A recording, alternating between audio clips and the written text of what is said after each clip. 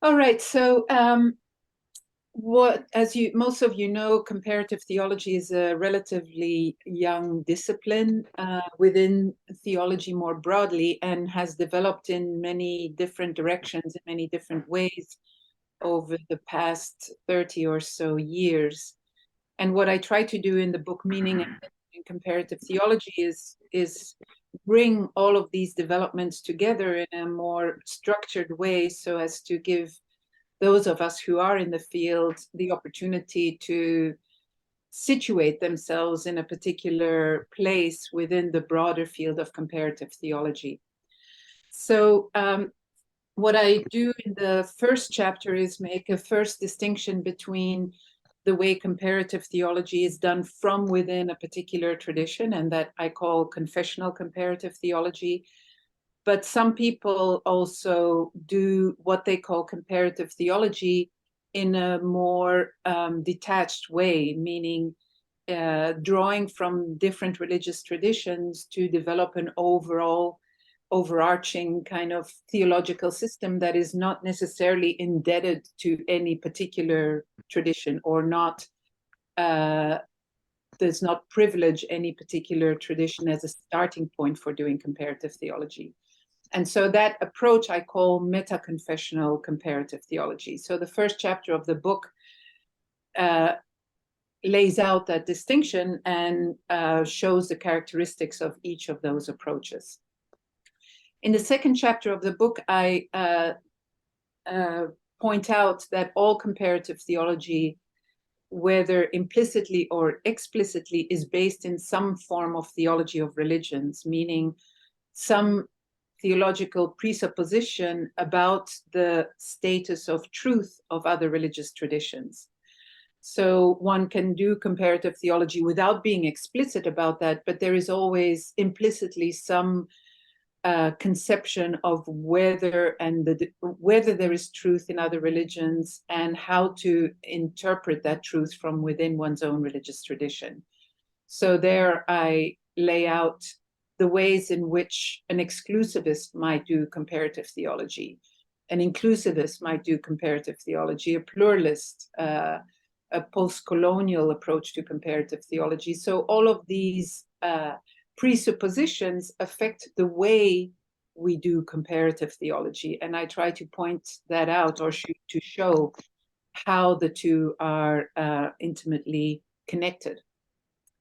The third chapter of the book deals more with hermeneutical questions about how one understands another religious tradition from one's own perspective, or understanding one's own perspective from the perspective of the other tradition. So all the kind of hermeneutical questions in comparative theology are dealt with in that third chapter, including also some of the critical questions. So critical questions of appropriation of other religious traditions, questions of syncretism in comparative theology, questions of religious hegemony, all of those questions I try to touch on in that third chapter. And then the fourth chapter is on the topic of the lecture today, and this is focuses on types of learning in comparative theology. So here I try to distinguish different ways of learning from the religious others. So comparative theology, the characteristic of comparative theology is that we study other religious tradition not only to understand the other, but also to see how we can be enriched by study of the other tradition, how our own religious tradition can be deepened or broadened through the study of another religious tradition. So in comparative theology, there is always some form of learning from the other religious tradition. But within that process of learning, there are a number of different ways in which we can learn from another religious tradition. And in this book, I distinguish 6 types of learning in comparative theology, and maybe there are more. I'm certainly open to hearing whether they fit also in other traditions' approaches to comparative theology. But these are types of learning that I've discerned from studying the field for many years and seeing how this process of learning happens. So all of my work, I think, is a mixture between theology and phenomenology. By phenomenology, I mean sort of I try to distinguish essential characteristics and types in a fairly classical form of religious phenomenology, but in a way that makes them relevant for theology. So the 6 types of learning that I distinguish are intensification, rectification, reinterpretation, rediscovery, appropriation, and reaffirmation. And I'll go through each of these types in a little more detail in a minute. The last chapter of the book focuses mostly on how comparative theology is related to systematic theology. So I regard comparative theology as a form of systematic reflection on one's own tradition, but then using the data of other religious tradition in the process of systematic reflection. So to me, comparative theology is a form of systematic theology. And I lay out all the different ways in which there's this relationship between systematic and comparative theology. Good. So back to the chapter on types of learning in comparative theology. First of all, I want to make clear that in this chapter, I situate myself very explicitly as a confessional comparative theologian.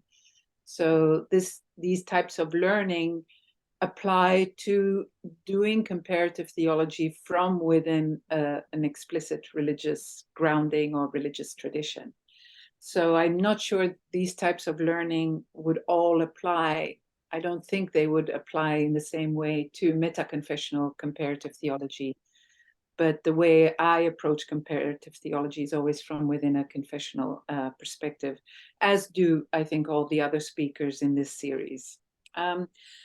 So the first type of learning I identify, I call intensification, and it's the type of learning that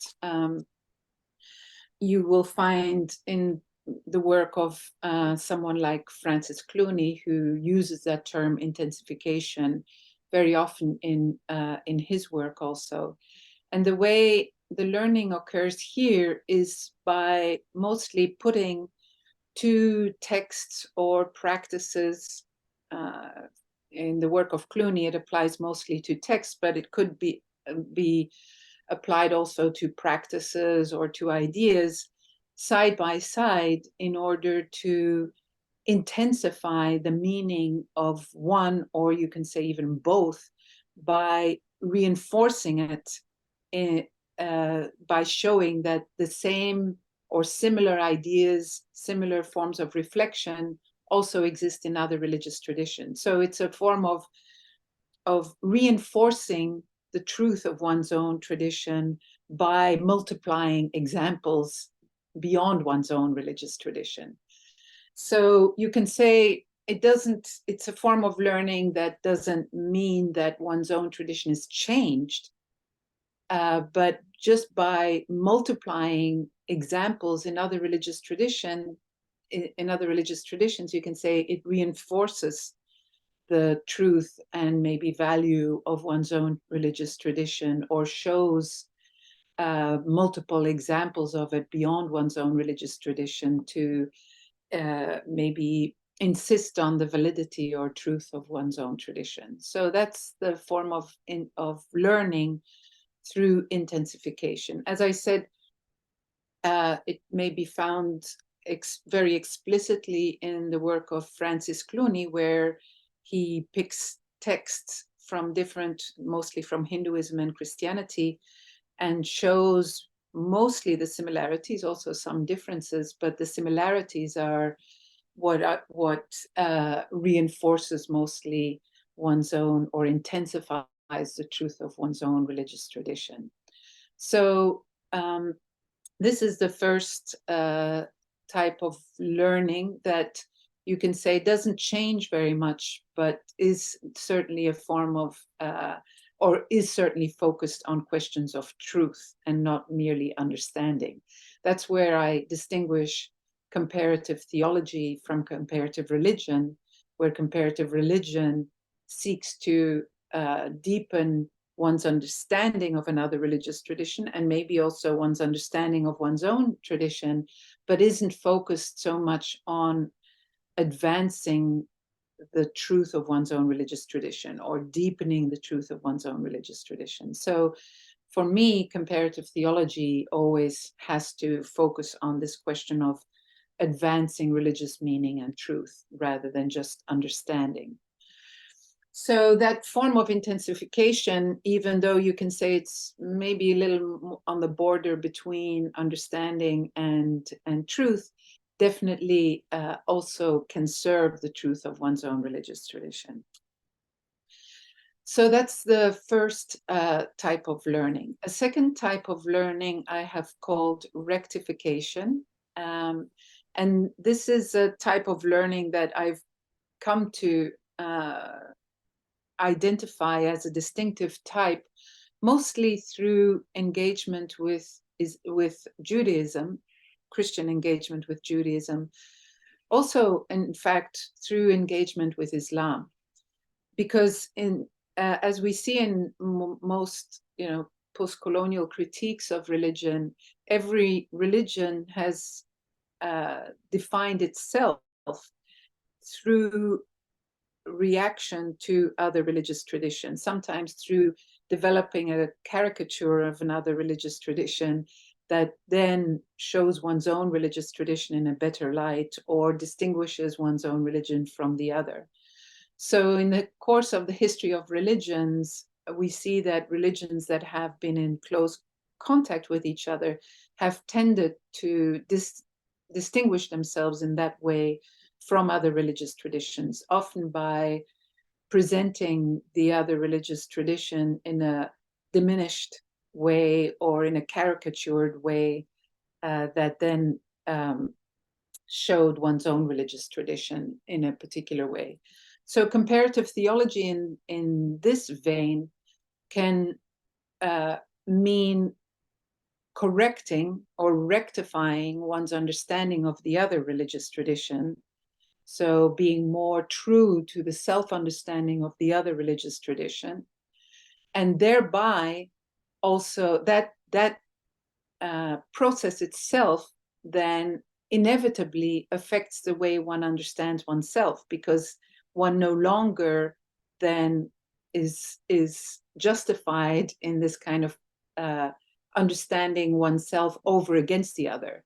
So there has to be an honest account of the other religious tradition, which also will affect one's self-understanding in the process. So that form of learning in comparative theology also can lead to change insofar as one has to be honest about one's own tradition by being honest about the other religious tradition as well.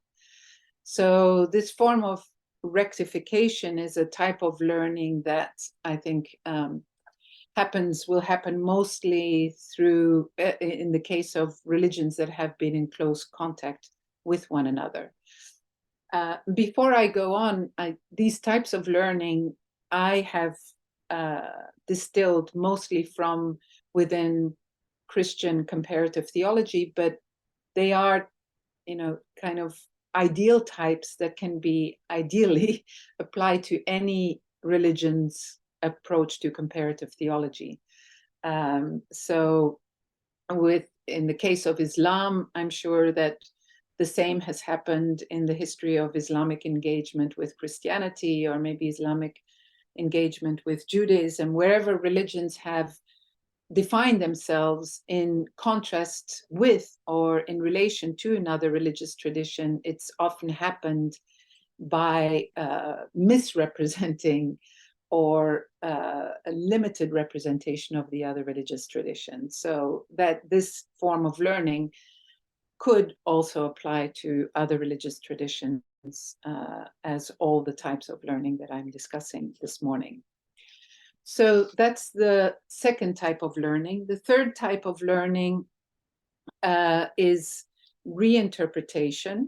And this type of learning has to do with a new understanding of one's own tradition in light of certain truth that has been discovered in other religious traditions.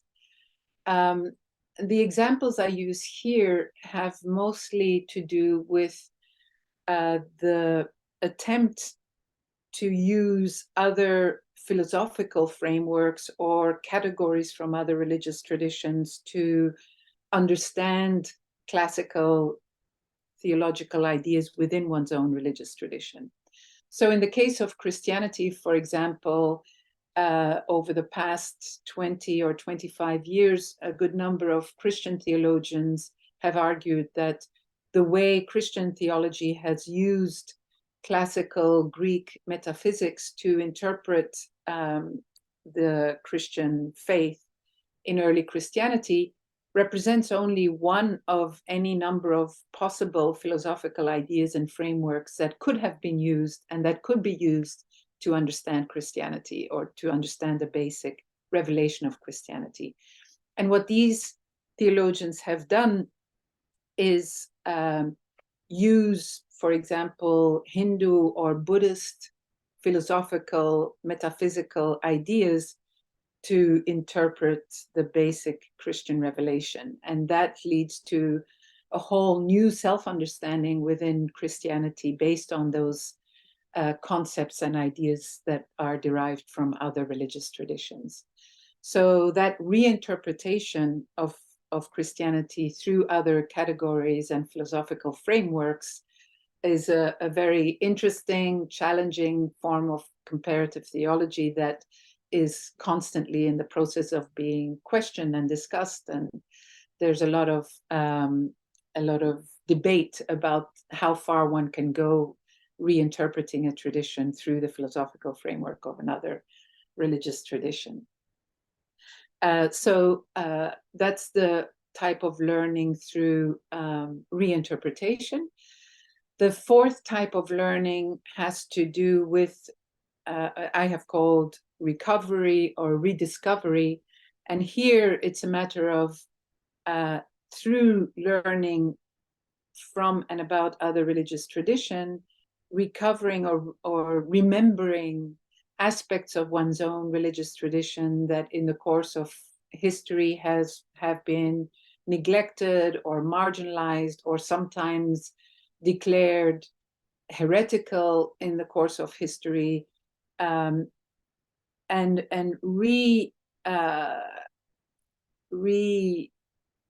studying or rediscovering those elements of one's own tradition in order to explore whether there were really justified reasons, for example, for rendering certain aspects of one's own tradition heretical. So I'll give you an example. The study of Asian religions, for example, in Christianity has led many Christians to recovering figures like John of the Cross or Meister Eckhart or Marguerite Porete. So figures, mystical figures in the course of history whose ideas and experiences have been sometimes regarded as suspect, and studying or looking into whether there were political reasons maybe for marginalizing these figures or what the reasons exactly were, and whether we can, through the detour of other religious traditions, sort of revalidate or re-emphasize the contribution of these figures to Christian spirituality and theology. So it's a kind of recovery of aspects of one's own tradition through the detour through two other religious traditions that lead us to remember aspects that had been forgotten or neglected or marginalized in the course of history. And that's also based on a presupposition that that every religious tradition that has existed for maybe more than 1,000 years has developed a wealth of approaches and interpretations and experiences within themselves that often have resonances in other religious traditions. And so it's a recovery based on the fact that the resources within any religious tradition are often much deeper than one may be aware of. So that's the aspect of recovery. The fifth type of learning I have called appropriation. And I know that that's a very contested term in comparative theology and in cultural studies in general. It has to do with the fact of taking elements from another religious tradition and integrating it within one's own religious tradition. And this tends to refer to elements that were not already part of one's own religious tradition, as was the case with rediscovery. Here, it's really a matter of taking in new elements that one discovers in another religious tradition and that one believes could be a genuine source of enrichment for one's own faith and practice, and bringing those into one's own religious tradition. A few things about that. So the process of appropriation is a process that requires whatever is appropriated from another religious tradition to be compatible or not in contradiction with one's own religious tradition. So, of course, only that which has resonances with, or which is compatible with one's own religious tradition, which will be integrated or appropriated. Secondly, that process of appropriation involves also a process of adaptation. So one can never fully appropriate elements from another religious tradition as that other religion understands those elements. In the process of taking over elements within one's own tradition, they are adjusted in order to fit the overall framework of one's own tradition. So beliefs and symbols and practices within any particular religious tradition derive their meaning from their place within the whole of that tradition. And so taking those elements from one tradition into another always involves a shift in meaning and maybe an adaptation of form and so on in order to fit that new religious context. So that this is probably where the question of religious hegemony and religious stealing might come up as a critique of comparative theology, taking elements from another religious tradition into one's own. And to address maybe those critiques from the outset, I think a few things can be said about that. So first of all, this is a kind of practice that has happened throughout the history of religions implicitly. So every religious tradition, as I have said in the beginning, has developed its own identity in relation and in opposition to other religious traditions. So every religion has taken elements from another tradition and made it their own. Changed it often or taken elements that were not emphasized as much in another religion and made it into an aspect of their own religious tradition. So it is a form of religious development and thought that is integral to the history of religion. The difference with comparative theology is that, unlike in the history of religion, where religions have just taken things from other religious traditions without acknowledging their source, what is done in comparative theology is that comparative theologians explicitly affirm the source of whatever the learning comes from, and recognizes the fact that whatever is appropriated is not exactly the same as the way it functions in its original tradition. So it's not a matter of taking it and claiming that we understand whatever we have learned better than the original tradition. In comparative theology, I think we are careful to affirm the integrity of whatever we learn from the other religion, the integrity in its own religious context. And it's not a matter of claiming supersessionism or superiority to the original meaning of the tradition, but just affirming, you can see it as a form of affirming the value of whatever is thought or practiced in the other religious tradition, and recognizing its value and its truth in its own context, and also recognizing humbly that in taking it over into one's own religious tradition, it will have to undergo certain changes, or naturally undergo certain changes, to fit within a new religious context. So we can go into examples of that later on if you are interested. So let's first continue to the sixth type of learning, which I have called reaffirmation. And here, this type of learning is probably closest to classical apologetics, insofar as what happens in this type of learning is that by engaging in other religious tradition, one comes to reappreciate elements from one's own religious tradition, in contrast, you can say, with whatever one has studied or learned from the other religious tradition.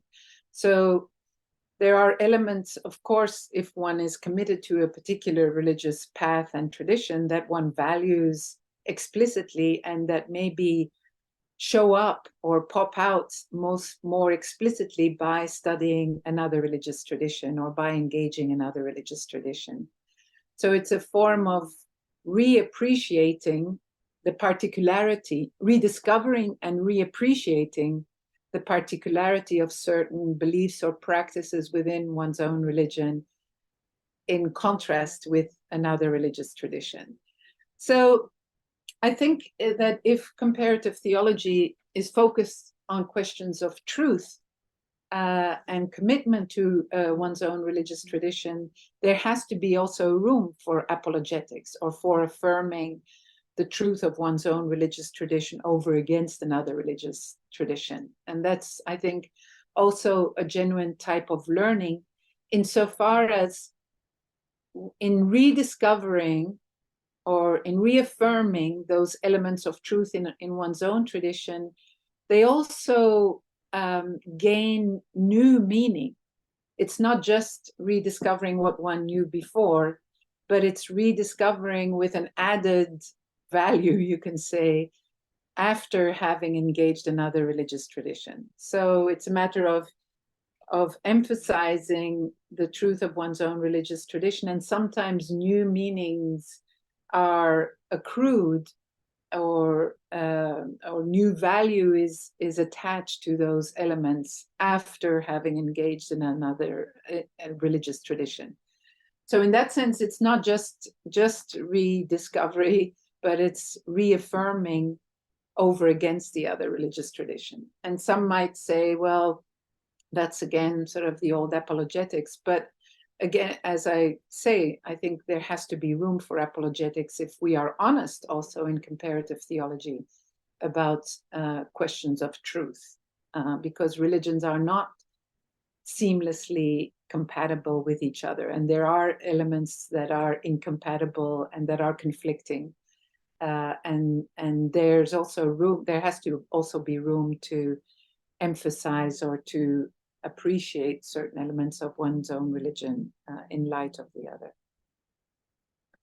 So those are the 6 types of learning that I have identified or isolated in my study of comparative theology, with examples in the book. I give examples again of each of these types of learning, mostly from a Christian comparative theological perspective. But the hope is that these types of learning would also be helpful or useful for engaging in comparative theology from the perspective of other religious traditions. And so for me, it's particularly interesting now, and it would be helpful this morning to hear from you whether these types of learning also apply or might be relevant maybe from an Islamic point of view.